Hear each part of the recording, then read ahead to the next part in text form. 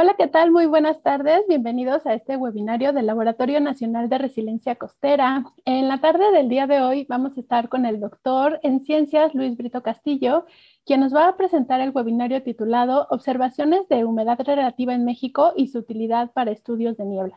Pero antes de empezar, bueno, pues los quiero invitar a que sigan todas las actividades que tenemos a cargo del Laboratorio Nacional de Resiliencia Costera a través de nuestra página de Facebook, nuestra página de LinkedIn y también la página web que es www.lanresc.mx. Ahí vamos a estar compartiendo toda la información y les tenemos una primicia.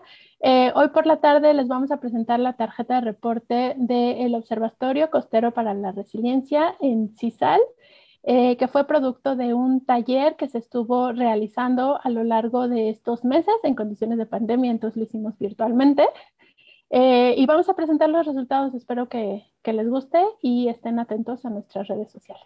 Bueno, pues muchísimas gracias a todos por estar aquí y como les decía, hoy va a estar con nosotros el doctor en ciencias, el doctor Luis Castillo Brito, y voy a permitirme presentarlo. Él es investigador titular B, adscrito al programa de planeación ambiental y conservación del Centro de Investigaciones Biológicas del Noreste, también conocido como CIPNOR, en donde obtuvo el grado de doctor en ciencias en el manejo y preservación de los recursos naturales con una especialidad en ecología en el 2003. Posteriormente egresó como ingeniero hidrólogo y maestro en ingeniería del Instituto Estatal Ruso de Hidrometeorología en San Petersburgo. Es coautor y autor de cerca de 31 publicaciones científicas, también tiene 12 capítulos de libros y 16 resúmenes in extenso sobre diferentes temas de sequía y también de inundaciones. Ha dirigido tesis de doctorado, de maestría y también de licenciatura. Fue miembro honorífico de la Comisión de Expertos de Cambio Climático, Fenómenos Naturales y Preservación de Riesgos en el año 2014 y también en el 2013, de la Comisión de Expertos de Ciencias de la Tierra en el año 2012, 14, 17, esto a cargo de CONACYT. A invitación de la Semarnat fue miembro honorífico del jurado evaluador para elegir el premio al mérito ecológico en los años del 2016, 2017 y 2018. Fue también miembro fundador de la Red de Desastres Asociados a Fenómenos Hidrometeorológicos y Climáticos de CONACYT. Ha sido revisor invitado de artículos científicos para diferentes revistas de circulación nacional e internacional.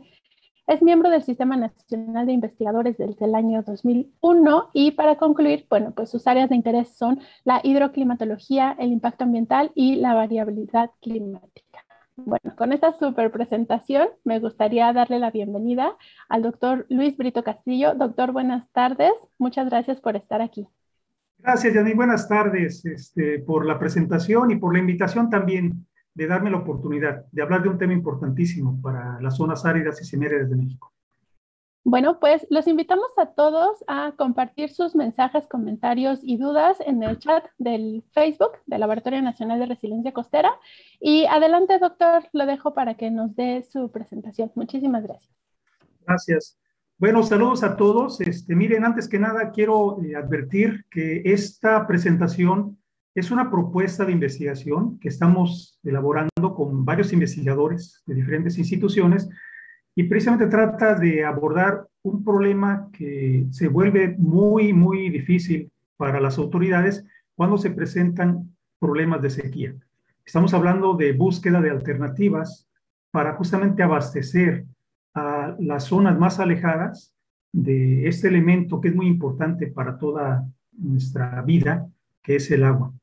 Entonces, lo que les voy a presentar es la propuesta básicamente y algunos resultados que estamos observando, que estamos teniendo y que tiene que ver con la utilidad para estudios de niebla. Como les mencioné, este estudio se enmarca en una propuesta de gran envergadura titulada Evaluación del Recurso Hídrico en 3 estados del noroeste de México, bajo los esquemas de disponibilidad, contaminación, aspectos sociales y cambio climático. Ahí participan colegas del CICESE, del CIAT, del Colegio de la Frontera Norte y también investigadores del CIMNOR. Esta propuesta todavía está en revisión por parte del CONACYT pero nos han dicho que hay bastantes posibilidades de que pueda ser financiada y por lo tanto poder realizar ese estudio. Nosotros ya comenzamos con ese aspecto, que es precisamente lo que les voy a mostrar. Miren, esta es una imagen para los que no conozcan la región del noroeste de México y particularmente Sonora. Esta es una imagen del Estero El Soldado, que se encuentra entre Guaymas, la ciudad urbana de Guaymas, y San Carlos, Nuevo Guaymas, que es la zona turística de esta zona, de esta región. Al fondo de la fotografía pueden ver el cerro del Tetacahui, que es muy conocido para esta zona, que es Cerro Tetas de Cabra, pero lo que quiero mostrarles es justamente ese banco de niebla que se observa y que cubre gran parte de la costa. Justamente son el interés que nosotros buscamos de tratar de ver si podemos aprovechar justamente toda la humedad que es pues transportada desde otras regiones hacia el interior del continente. Básicamente la vegetación de toda esta zona aprovecha muy bien esta humedad y aunque digamos no llueva en los meses de primavera, las plantas la aprovechan muy bien para florecer. Entonces, esa es una imagen de la ciudad urbana de Guaymas, donde se observa también cómo a veces los bancos de niebla cubren toda la ciudad. Si se fijan en la foto del ángulo superior izquierdo, en esa parte, se observa cómo gran parte de la humedad cubre los techos de las casas, ¿sí? También la parte inferior. Estos eventos suceden sobre todo en los meses de marzo a junio, y eso es muy importante porque a veces se cubre completamente toda el área y no tenemos visibilidad, inclusive a más de 10, 20 metros. Entonces son bancos de niebla muy densos. Y si tan solo en el techo se condensa toda la humedad y queda dispersa como agua, pues la pregunta es, ¿qué tanto los podemos aprovechar? Y sobre todo en áreas donde la infraestructura pues no está muy extendida, que puede ser útil también no solamente para pobladores en zonas alejadas, sino también para aprovechar el agua para abrevadero, para los animales y quizá para las plantas. El problema es que no conocemos mucho aquí en México. Hay países en Sudamérica donde han aprovechado bastante bien la captación de niebla, pero aquí en México no conocemos trabajos que hayan incursionado justamente en responder a la pregunta de qué tanto las podemos aprovechar y sobre todo establecer las condiciones por las cuales estos bancos de niebla se forman y hasta dónde es factible o no poder utilizarlos. Para comenzar, diré que pues, hay dos mecanismos que se conocen de la formación de niebla. El primero es cuando la presión de vapor en el aire es mucho menor que la presión de vapor de equilibrio en el agua. Esto es cuando aire frío se encuentra con agua cálida. Un ejemplo muy pragmático de esas condiciones es, por ejemplo, cuando estamos dentro de la regadera, ¿verdad? Y en el exterior hace mucho frío y de repente abrimos la llave de la regadera con agua muy caliente y vemos cómo el vapor de agua se condensa rápidamente y se forma justamente todo ese vapor que encierra, si el cuarto está cerrado, pues se encierra y evidentemente observamos cómo se forma muy rápido. Eso es porque precisamente el aire frío tiene menos presión de vapor y entonces el agua cálida automáticamente se evapora en ese aire frío y al entrar en contacto con el aire frío se condensa muy rápidamente y por eso se forma la niebla. El otro mecanismo sucede en los frentes, sobre todo en los frentes cálidos, cuando lluvia del frente cálido precipita en aire frío. En este caso, las gotas de lluvia, que también poseen una presión de vapor de equilibrio muy grande, pues se evaporan rápidamente al entrar en contacto con el aire frío, que como ya dije, posee una presión de vapor mucho menor. Evidentemente hay muchas formas por las cuales estos dos mecanismos interactúan. Y lo que a nosotros nos interesa es entender justamente para la región del noroeste de México, que es una región árida y semiárida. ¿Cómo podemos elucidar las condiciones particulares para las formaciones de bancos de niebla, sobre todo en el año, y ver de qué manera nosotros podemos aprovechar, ya sea con tecnologías ya existentes o con tecnologías que podamos nosotros desarrollar? Entonces, el objetivo que nos hemos planteado en la propuesta es identificar son los valores de humedad relativa, los valores de viento y temperatura que están relacionados con la formación de los bancos de niebla en las cuencas hidrológicas de interés y en la zona costera. Esto es para todo el noroeste de México. Estoy hablando de los estados de Sinaloa, Sonora y la península de Baja California. Y con esto, pues, desarrollar la capacidad para determinar los sitios y momentos óptimos para cosechar agua de la atmósfera, iniciando en las costas del Pacífico mexicano. ¿Y qué implica todo este estudio? Pues primero, que tenemos que estudiar los procesos que generan incrementos de humedad en la costa, con el objeto de desarrollar pues, modelos predictivos. No limitarnos únicamente a entender cuál es la formación o cuáles son los elementos que intervienen en la formación de los bancos de niebla, sino tratar de hacer un pronóstico para poder tener alternativas de prevención. El punto B sería desarrollar metodologías para identificar sitios de alta humedad mediante sensores remotos validados por datos in situ. Eso es muy importante porque, si ustedes saben, si bien tenemos ya varios satélites que observan continuamente la Tierra, muchas veces las observaciones que se obtienen de los satélites pues deben ser calibradas con datos en tierra para poder estar seguro que los sesgos que se están observando en las observaciones satelitales pues puedan ser corregidos. El otro punto es evaluar el recurso en función de las tecnologías existentes para condensar agua de la atmósfera. Y finalmente, proponer estrategias de aprovechamiento.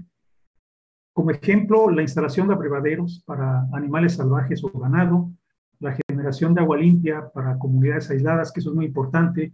Nosotros los que vivimos, digamos, en las zonas urbanas, que gozamos de una infraestructura hidráulica y de drenaje, pues a veces no nos damos cuenta de las poblaciones que están más alejadas y que no cuentan con esos servicios. Entonces, una manera como de apoyar a esas comunidades aisladas que puedan aprovechar el recurso que de forma natural se forma en los sitios. Y bien, esto también, pues, ver la posibilidad de ver si tiene aplicaciones a escalas mucho mayores. Como una de las tecnologías que pues ya existen, les muestro, digamos, el experimento que se hizo en el Estero del Soldado. Esa es una imagen en la parte superior. Tenemos el mapa de la península de Guaymas.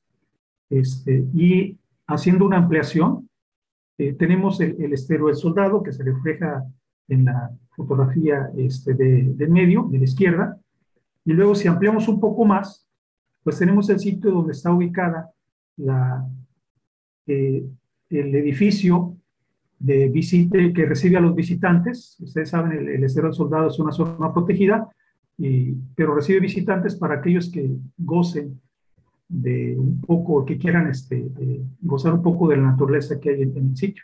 Entonces, en el sitio de visitantes, sí, que está mucho más ampliado en la fotografía del ángulo superior derecho, tenemos instalado nosotros una estación meteorológica, pero en el sitio de ese recuadro en blanco tenemos un hidropanel que ellos colocaron precisamente para ver cuánta es la producción de agua condensada a través de este equipo que pueda servir para dar de beber a los animales silvestres.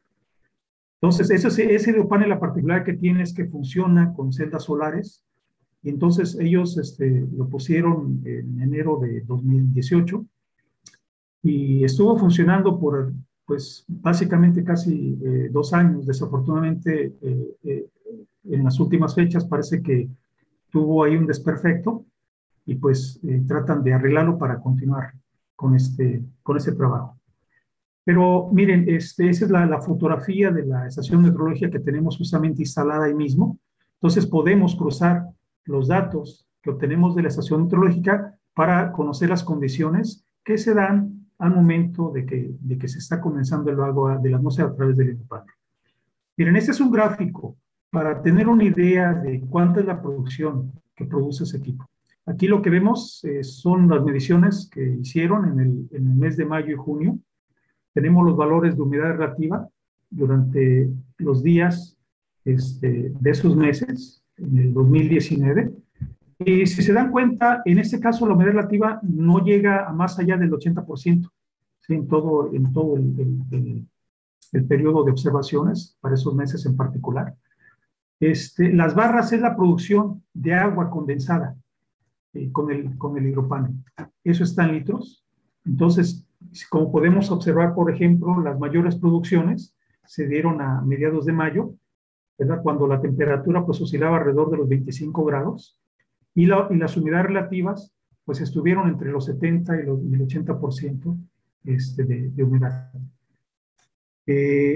Fueron más o menos de 5 a 6 litros. Si se fijan, casi en todo el periodo la producción no rebasa los 7 litros, pero es una idea para nosotros poder entender qué tanto podemos, pues, o se puede producir agua cuando se concentra directamente de la atmósfera a través de esos equipos, sin necesidad que la humedad relativa alcance valores muy altos.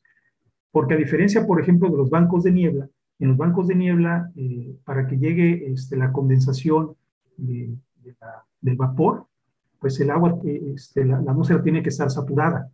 Y entonces eso se alcanza cuando la humedad relativa llega al 100%. Aquí no está llegando al 100%. Entonces, lo que está haciendo que esta producción se logre es justamente la condensación de esa humedad que de por sí se encuentra en la atmósfera a través del hidropanel.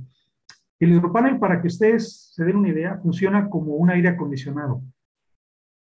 Los aires acondicionados que tenemos en los hogares, sobre todo en sitios donde hace muchísimo calor, como aquí en Guaymas, Sonora, lo que hace es, al momento de estar enfriando, todo el aire que está en la atmósfera se condensa. Y entonces tiene que haber un tubo de desagüe justamente para poder desalojar esa agua condensada.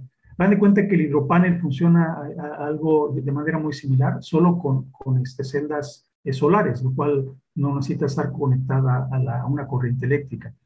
Aquí la cuestión es que cuando está nublado, pues la eficiencia en el equipo pues disminuye, particularmente en días nublados o cuando es de noche. Sin embargo, tiene baterías que también le permiten funcionar cuando hay oscuridad o cuando disminuye la cantidad de radiación solar. Entonces, el agua en este caso no se tira, no se desperdicia, sino que la transportan a través de un tubo que llega a un abrevadero y que sirve para justamente ayudar a los animales silvestres a que tengan agua para beber.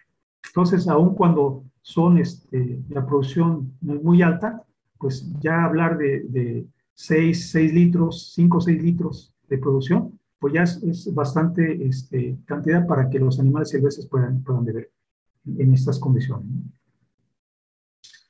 Bien, ¿qué es lo que nosotros necesitamos para poder hacer un estudio como el que estamos proponiendo? Para empezar, debo decirles que las estaciones meteorológicas convencionales, las que llamamos estaciones climatológicas históricas, no realizan observaciones de humedad relativa. Estas básicamente se hacen con equipos ya, digamos, automatizados y solamente en los observatorios que hacen mediciones horarias y que están, digamos, afiliados a la Organización Meteorológica Mundial. Aquí en México hay varios observatorios, aquí en Guaymas, en Empalme, tenemos uno. Ahí tienen termómetros de bulbo húmedo y bulbo seco, que nos permite justamente hacer esas observaciones, pero la mayoría de las estaciones meteorológicas no se realizan. Entonces, solamente las estaciones meteorológicas automáticas es donde se pueden obtener observaciones de humedad relativa. El mapa lo que está mostrando con los puntos negros Son, digamos, más de 120 estaciones meteorológicas automáticas, de las cuales nosotros disponemos de observaciones cada 10 minutos entre el año 2000 y el año 2018.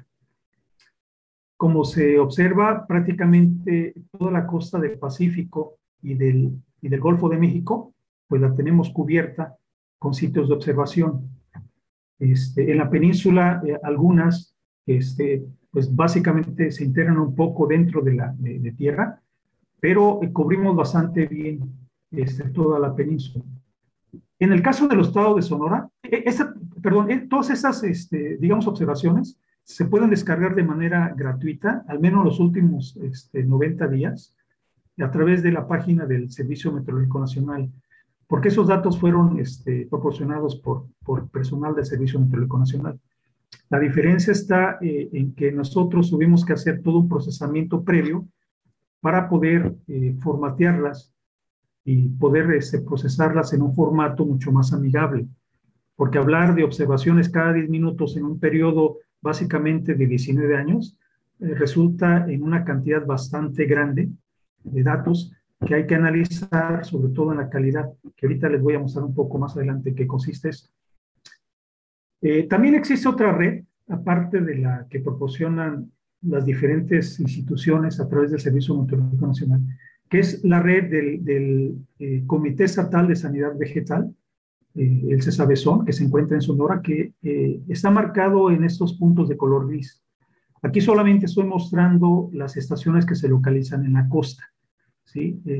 La ventaja de esta red, que es muy amplia, cubre básicamente todo el estado de Sonora, es que iniciaron observaciones a partir de finales de 2013, pero se mantienen actualizadas hasta el año 2021. Es posible también acceder a esos datos a través de una solicitud por escrito desde su página del CESAVESON.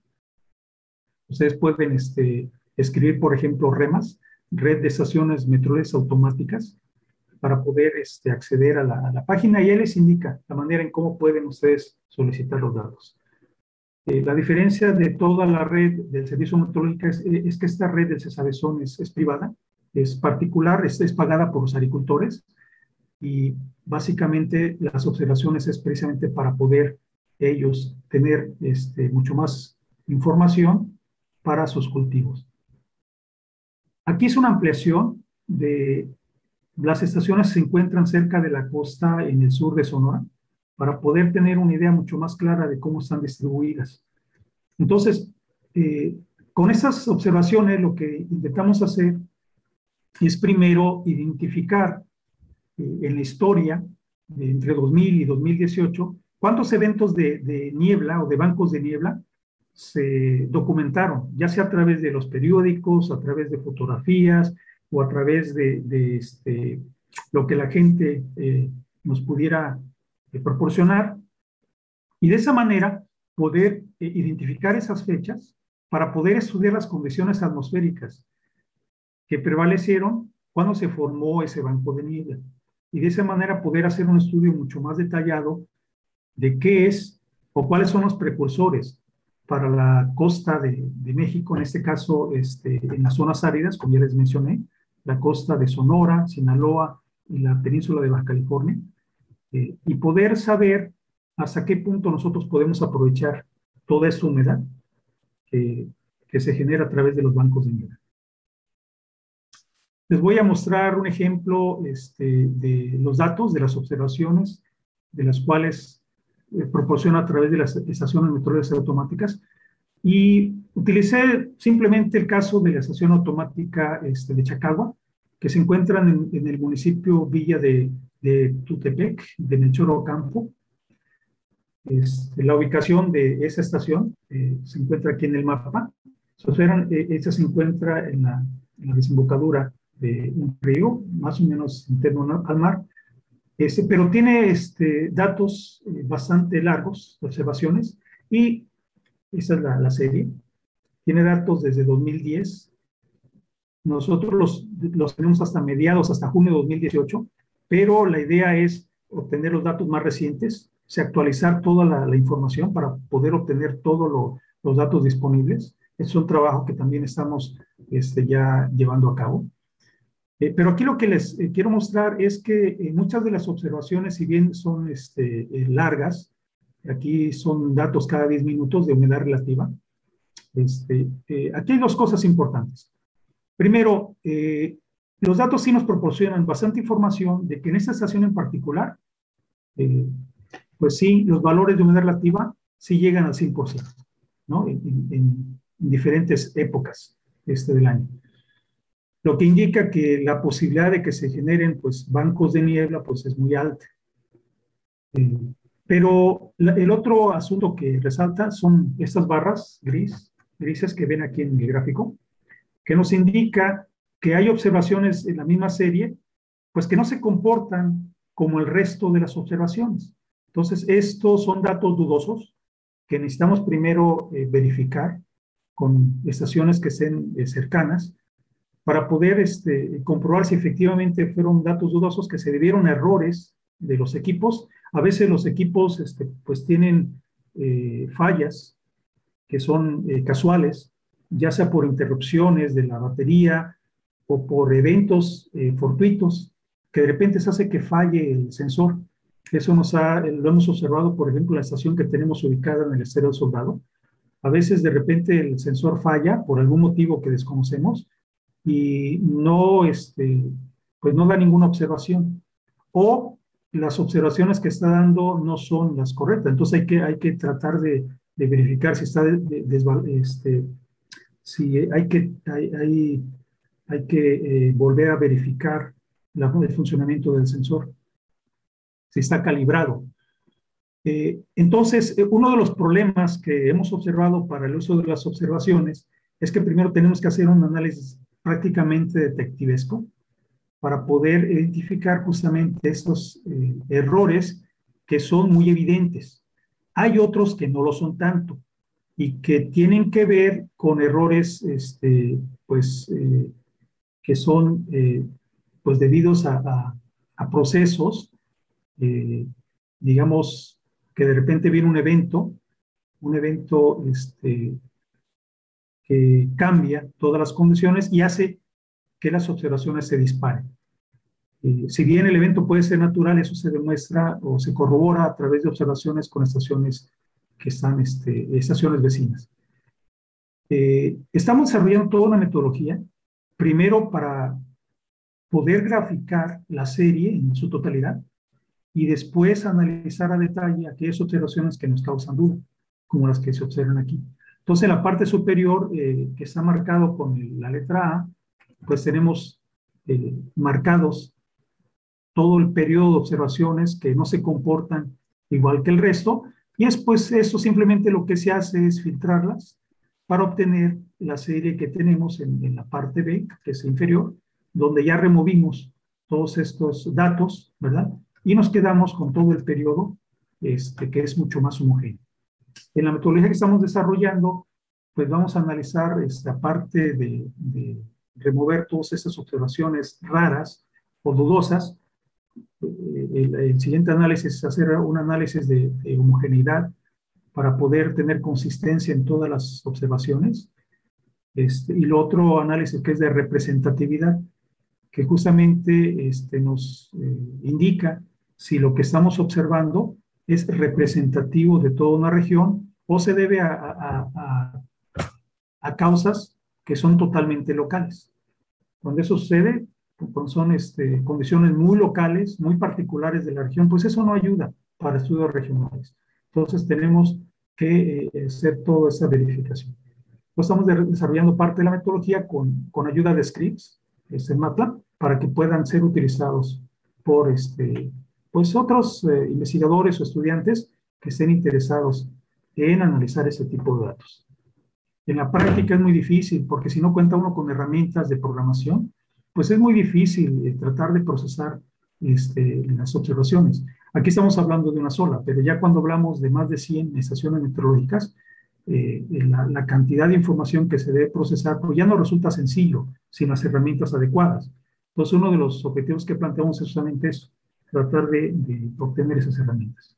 Entonces, miren, ya una vez que removimos los datos, Esto ya son las observaciones por meses, cubriendo todo un año, de noviembre a octubre, que es el promedio histórico de toda la serie, desde 2010 hasta junio de 2018, para ver justamente cómo se comporta la climatología, en este caso la climatología horaria por mes, de lo que podríamos llamar el ciclo de humedad relativa en la estación de Chacagua.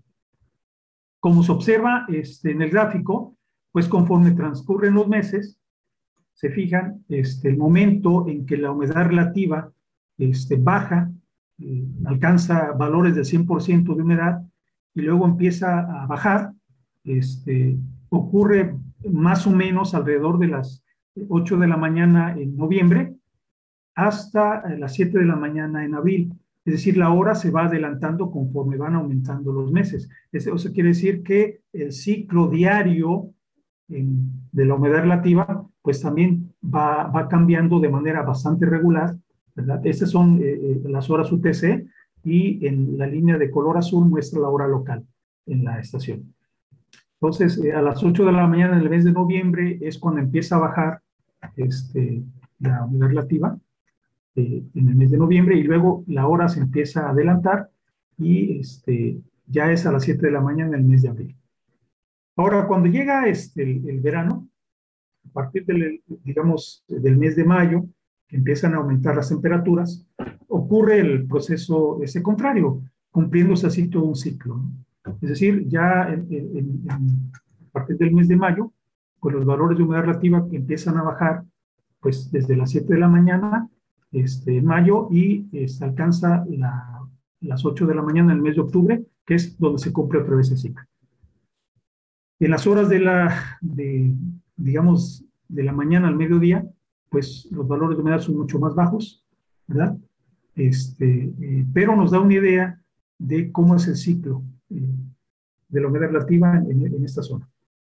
Entonces, lo que nosotros hicimos es, ahora que tenemos ya más o menos idea de cómo es el ciclo, no solamente para esta estación, sino para todas las que están en el Pacífico, la pregunta es saber cuál es la frecuencia en los que esos días en que se alcanza el 100% de humedad relativa, cuál es su frecuencia a través de los meses. Y en este gráfico ya lo que vemos también a través del día son las frecuencias. Es decir, por ejemplo, lo que nos marca de los meses de noviembre a marzo para la estación de Chacagua, a la hora de las 7 de la mañana, hora local, es que en todos los registros, durante cada uno de los meses, la humedad relativa alcanza el 100% en el 54.4% en el mes de noviembre, que es a las 7 horas, y luego en el mes de diciembre, el 42% de todos los registros alcanza el 100% de humedad relativa. Y así los valores van disminuyendo conforme avanzan los meses. En el mes de marzo ya es el 15.8%. Entonces, también nos ayuda sobre todo para poder tener una idea de cómo cambian los valores de humedad y cómo nosotros podemos aprovecharlo para, ahora sí que no solamente poder utilizarlo, sino conocer cuándo se agota, ¿no? Luego, conforme también avanzan otra vez los meses en verano, el porcentaje de humedad relativa que alcanza el 100%, pues va disminuyendo, ¿verdad? Y también la hora, digamos el pico en que esos registros alcanzan esa cantidad. Y ya es a las 6 de la mañana, es una hora menos, ¿verdad? Hasta volver a alcanzar el 48, cerca del 50% en el mes de octubre. Bueno, una vez que pues ya tenemos idea de estos casos, ahora lo que sigue es qué pasa con todas las demás estaciones. Y aquí viene un problema, a veces que resulta difícil no solamente para este estudio, sino para muchos estudios en general, de cómo poder sistematizar adecuadamente la información. Y entonces también estamos haciendo pruebas para poder no solamente poder resumir los resultados, sino que nos otorguen parte de las respuestas que nosotros queremos encontrar a partir de las preguntas que nos hemos hecho.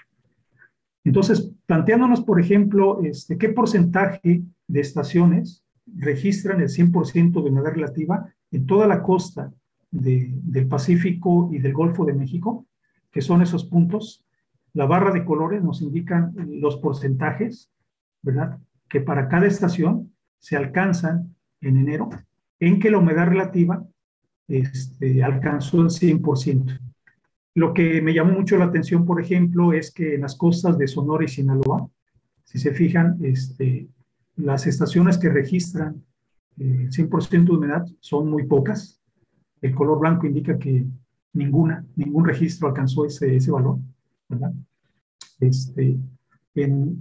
En las zonas del Pinacate, en la zona del Pinacate y Gran Desierto de Altar, pues apenas el 1% alcanzó el 100% de humedad. Esto se genera precisamente por toda la humedad que ingresa a través del Golfo de California. Y luego, a partir de la mitad del estado de Sinaloa, es donde las estaciones empiezan a registrar observaciones de humedad relativa de más del 100%. Y lo mismo en la península. Me llamó mucho la atención en el noroeste de Baja California, donde varias estaciones sí registran observaciones de más del 100% de humedad. El anaranjado indica que es más del 40% de las observaciones, ¿verdad?, registraron datos del 100% de humedad, el verde 20%, etc. Eso es muy importante porque nos ayuda ya a poder discernir qué sitios pueden ser propensos para la formación de bancos de niebla y evidentemente para poder ver si podemos aprovecharlo. En el sur de la península, en el mes de enero, no hay tantos. A mitad de la península sí hay un sitio muy prometedor, cerca del Vizcaíno, donde se observan, por ejemplo, en enero, que más del 30% de los registros de las observaciones fueron registros de humedad del más del 100%. Ahora, si reducimos un poco ese, digamos, intervalo y en lugar de tratar de identificar las observaciones del más del 100%, pues tratamos de bajar un poco y que sea del 90 al 99%, pues ya la cantidad de estaciones que registran esos valores, pues incrementa un poco. Eso también nos ayuda para poder trabajar, por ejemplo, con equipos como el hidropanel, que no necesita valores del 100% de humedad, porque condensa el agua que está directamente en la atmósfera, ¿no? Aunque el equipo es muy caro, la idea es utilizar equipos que sean más bien artesanales, que utilizan mallas con una apertura de la celda muy pequeñas y que permite justamente que el vapor se condense conforme contacta la malla y entonces lo que se hace es capturarla a través de una tubería, ¿no? Bueno, básicamente las observaciones que tenemos nos dan idea de cómo cambia justamente estos valores a través de los meses. Aquí hago un zoom para el estado de Sonora en particular, porque como les había mencionado, la red de estaciones REMAS tiene muchos sitios de observación, sobre todo en las zonas agrícolas, y lo que vemos es que en el sur de Sonora son las estaciones donde registran algunos valores en que la humedad relativa alcanza el 100%. Ya en el centro y norte del estado no se alcanzan esos valores de humedad relativa. Y cuando reducimos al 99% de registros, pues la cantidad de estaciones básicamente se incrementa, lo que indica que hay un límite para la costa de Sonora en donde el valor de humedad relativa se estabiliza. Y estamos hablando más o menos entre el 90 y 99%. No todas alcanzan el 100% de humedad. Bueno, y así para los demás meses, ¿no? Como esos son resultados preliminares, no voy a ahondar mucho en los resultados que hasta ahorita llevamos, porque todavía nos falta analizar muy bien los patrones, que es lo que tratamos de identificar. Pues básicamente observamos que sí, no solamente cambian la cantidad de estaciones que registran el 100% de humedad, sino también la posición en que ésta se encuentra. Y por lo tanto nos da una idea mucho más clara de cuáles son los sitios en los que nosotros nos debemos enfocar para poder nosotros avanzar en este estudio. Una vez que identificamos los días y los sitios, lo que procede ya es hacer un análisis mucho más detallado local, ya utilizando otras observaciones como las temperaturas del mar, las corrientes, el viento y la información que nos dan las imágenes de satélite. Entonces, las perspectivas que tenemos es el uso de imágenes satelitales para identificar eventos de niebla y analizar las condiciones que fueron precursoras de esos eventos. La otra, pues, es la incorporación de un alumno de doctorado. Tenemos la oportunidad de poder pues, dirigir quien esté interesado, que quiera participar con su investigación dentro de ese proyecto, que sea parte de su formación doctoral. Y finalmente, pues sí, iniciar los trabajos para sistematizar toda la información necesaria. Bueno, a todos, muchas gracias por estar aquí en esta charla. Eso es todo lo que les quería presentar. Y pues les agradezco la atención. Muchísimas gracias, doctor, por este webinario, por esta charla en donde nos está platicando, pues algo bien impresionante, ¿no? Cómo obtener agua en sistemas en los que nos podría dar la impresión de que lo que menos hay es agua, ¿no? Como la parte esta de los desiertos y cómo incluso puede existir la versión cara y una versión austera, ¿no? De cómo obtenerlo. Bueno, a todos les recuerdo que estamos en el webinario del Laboratorio Nacional de Resiliencia Costera. Estamos hoy con el doctor Luis Brito Castillo y pueden dejar todas sus preguntas en el chat y en un momento nosotros se las haremos llegar al doctor. Y si hay preguntitas, entonces denme un segundito y se las hago. Bueno, y hay también saludos y felicitaciones por esta charla. Vamos a empezar por las fáciles. Nos preguntan, ¿cuánto cuesta tener y mantener una estación meteorológica como la que se necesita para este proyecto? Porque nos hablabas de que hay varios tipos de estaciones meteorológicas que algunos cumplen con las necesidades del proyecto y otras no. ¿Hay algunos números? Sí, sí hay estaciones, las que utilizan, por ejemplo, la red de estaciones del Cesabezón en Sonora, que son tipo Campbell, que son muy caras. Alrededor de 150 a 200 mil pesos. Pero, pues evidentemente están mucho más equipadas porque tienen sensores de radiación solar y se les puede instalar otros sensores también para ver, por ejemplo, observaciones de viento, no solamente en horizontal, sino en la vertical, que eso ya estamos hablando de equipos mucho más caros, ¿no? Sin embargo, para un estudio de prospección, como el que nosotros estamos llevando a cabo, utilizamos estaciones de la Vantage View, que son Davis, marca Davis, que son mucho más económicas.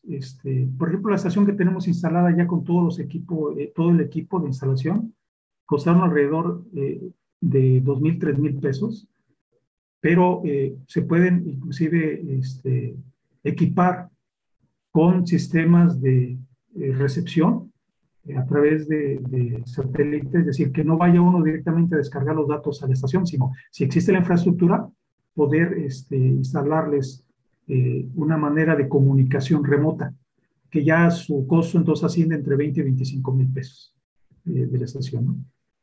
En este caso depende también de los sensores y cómo uno lo quiera equipar, pero son relativamente baratas, económicas, y la idea justamente de utilizar ese tipo de estaciones es, como es un análisis otra vez, es un estudio de prospección, pues la idea no es gastar muchos recursos, ya se buscará, digamos, mucho más sofisticadas y con sensores mucho más caros y precisos, pues cuando ya tenemos una idea muy clara, ¿no? de cuáles son los sitios más prometedores, digamos, para eso. Perfecto, la verdad es que sí está bien justo hacer este estudio prospectivo para después ya, como dice, invertir ahí todos los huevos en la misma canasta. Eh, Nos preguntan también si existe algún sitio para obtener información sobre los paneles hechos en casa. Nos platicaba sobre los paneles de condensación cuál era el costo y que eran muy caros, y luego nos hacías una referencia que también se podía hacer como uno más básico, casi casero. ¿Hay algún sitio en donde puedan consultar esas instrucciones o cómo saber cómo se construyen? Bueno, hay muchas experiencias en diferentes países, ¿eh? Sobre todo en Chile, por ejemplo, en Sudamérica, utilizan ellos, pues ahora sí que construcciones caseras, que son muy sencillas porque se compra una malla de unas dimensiones, pues lo suficientemente grandes para poder atrapar todo lo que es el banco de niebla que atraviesa esa región. Los costos, bueno, existen diversos costos, pero todo depende mucho del tipo de material que se quiera utilizar. Yo lo que le recomiendo es, pues a través de Internet, tratar de poner palabras claves, ¿no? Para, para poder ver cuáles son los que se ajustan a las necesidades de cada uno. El hidropanel sí es muy caro, porque eso ya requiere una tecnología mucho más sofisticada. De hecho, el hidropanel fue traído de Europa y funciona con celdas solares. Eh, si no mal recuerdo, los precios andan más de 50,000 pesos por cada uno, pero también su mantenimiento es muy caro. De hecho, el que tienen instalado ahí en el Estero Soldado desafortunadamente ya no funciona, precisamente porque tuvo un desperfecto y les cuesta muy caro arreglar. Entonces, sí es, digamos, es muy riesgoso tratar pues de irse con un equipo demasiado caro, ¿no? Así es. Ok, entonces los invitamos a que busquen en las diferentes redes sociales este tipo de paneles que pueden ser caseros, y de todos modos nosotros les vamos a poner una publicación más tarde si encontramos algunas opciones. Doctor Luis, nos preguntan si el proceso de condensación del panel se realiza por medio de un ciclo de refrigeración con un compresor o con un dispositivo de estado sólido como Peltier. Eso cuando nos estaba hablando del proceso de condensación del panel. Sí, miren, como les mencionaba, el hidropanel fue un experimento que pues pusieron ahí en el estero El Soldado para tratar de capturar agua de la atmósfera que sirva como bebedero. Entonces, las características técnicas yo no las conozco. De hecho, ellos lo hicieron únicamente para ver si el experimento valía la pena por toda la inversión que se hizo, ¿no? Entonces, todo lo que es cómo funciona el aparato en realidad, qué es, cuáles son refacciones que necesita, pues desafortunadamente yo no les puedo decir, no conozco realmente el funcionamiento del equipo, pero sí para nosotros es una buena referencia porque nos ayuda a ver qué herramientas en un momento dado nosotros podemos tomar en cuenta o considerar para el trabajo, ¿no? Entonces, yo lo que le sugiero es que si alguien está interesado, en particular, pues puede irse al sitio del Estero del Soldado o bien buscar, pues en Internet ya hay mucha información, ¿no? Que se puede rescatar sobre tipos de equipos para, para esa actividad en particular. Lo que sí les mencionaba es que funcionan como un aire acondicionado, pero evidentemente como son celdas solares, yo no creo que su funcionamiento sea idéntico, porque eso requiere mucha energía. Es decir, el aire acondicionado se conecta a la corriente eléctrica y a través de ella funciona con un compresor. En el caso del hidropanel, yo creo que no es así porque la cantidad de energía que se requería, pues se acabaría toda la que se obtiene a través de los paneles, ¿no? Aunque tiene una batería, pues dudo que utilice un sistema así, pero les vuelvo a repetir, no, yo desconozco realmente cómo funciona. Ok, muchísimas gracias, doctor. Nos preguntan, bueno, estábamos hablando, a lo largo de la charla nos habló sobre la humedad relativa y nos mostró esta gráfica súper bonita en donde se veía cuál era la humedad relativa y cuánto habían recuperado los condensadores. Entonces, nos preguntan, ¿cuál sería la humedad mínima relativa necesaria para que el proyecto sea viable, para que se pase de un estudio prospectivo a decir, bueno, estos son los sitios que se deben de escoger para obtener la condensación adecuada? Sí, como ya les había mencionado, el banco de niebla se forma, hay dos mecanismos, pero en cualquiera de los dos lo que se necesita es que se condense el vapor de agua, es decir, que se sature la atmósfera. Y para que eso se logre, pues se tiene que alcanzar el 100% de humedad, ¿no? De esa manera el banco de niebla se forma y se puede aprovechar directamente a través de elementos como una malla, ya sea una malla casera, que es justamente atrapar todo ese banco. Yo creo que todos nosotros nos hemos encontrado alguna vez con un banco de niebla, ¿no? Y sabemos lo que es. Sobre todo, los bancos de niebla, la característica es como una nube, pero la característica que tiene es que se forma cerca de la superficie. Y hay diferentes mecanismos por los cuales eso se forma, ¿no?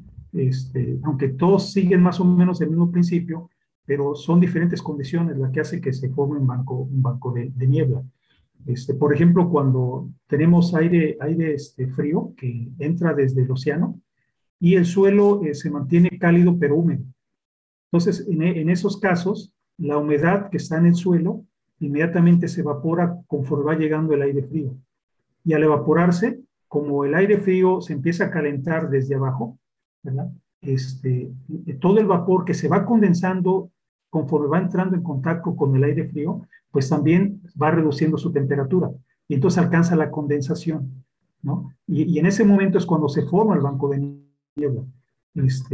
Si, por ejemplo, llega un momento en que ese desbalance que hay en las temperaturas se pierde, a veces lo que hace es que se enfría muy rápido.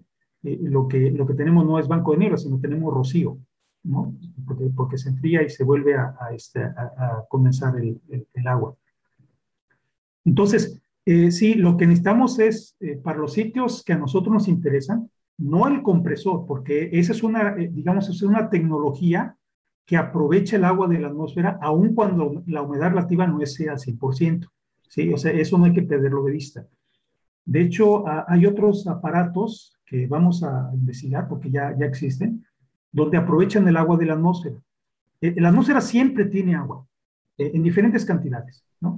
La diferencia está de que su nivel de condensación, lo que nosotros llevamos vapor, agua condensada, niebla o nube, dependiendo de la altura, requiere el 100% de humedad relativa. Los condensadores no necesitan eso porque la condensan directamente de la atmósfera, o sea, la enfrían, o sea, es un aire frío y por lo tanto el vapor ahí mismo, el vapor que hay de agua se condensa, es lo que ocurre. Lo que nosotros tratamos de identificar son justamente los sitios donde la humedad relativa llega al 100%, ¿no? Y entonces ahí lo que utilizamos son tecnologías caseras, porque no tendría caso hablar de tratar de abastecer a poblaciones con bajos recursos con un equipo que es mucho más caro de lo que sería transportar esa agua directamente de otros lugares.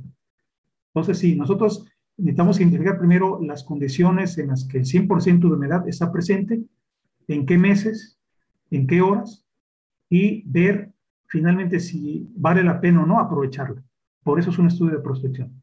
Esas respuestas ya serían, digamos, para ya el proyecto piloto, que sería una etapa posterior y que entonces ya requeriría intervención hasta del gobierno federal, porque diríamos, sabes que aquí es donde hay que invertir, ¿no? Relacionado justo con eso de los potenciales resultados, preguntan que si el cambio climático afectaría los resultados, es decir, elegir lugares de acuerdo al estudio prospectivo, pero que luego por los cambios que se están dando se tuvieran que cambiar, o qué tanto podría afectar esto, o eso es más a largo plazo. Es una pregunta bastante interesante. No tengo una respuesta clara en ese momento, pero lo que sí puedo decir es que hay que diferenciar entre las escalas de tiempo, ¿no? A veces hay prioridades, que nosotros decimos prioridades a corto, mediano y largo plazo, ¿no?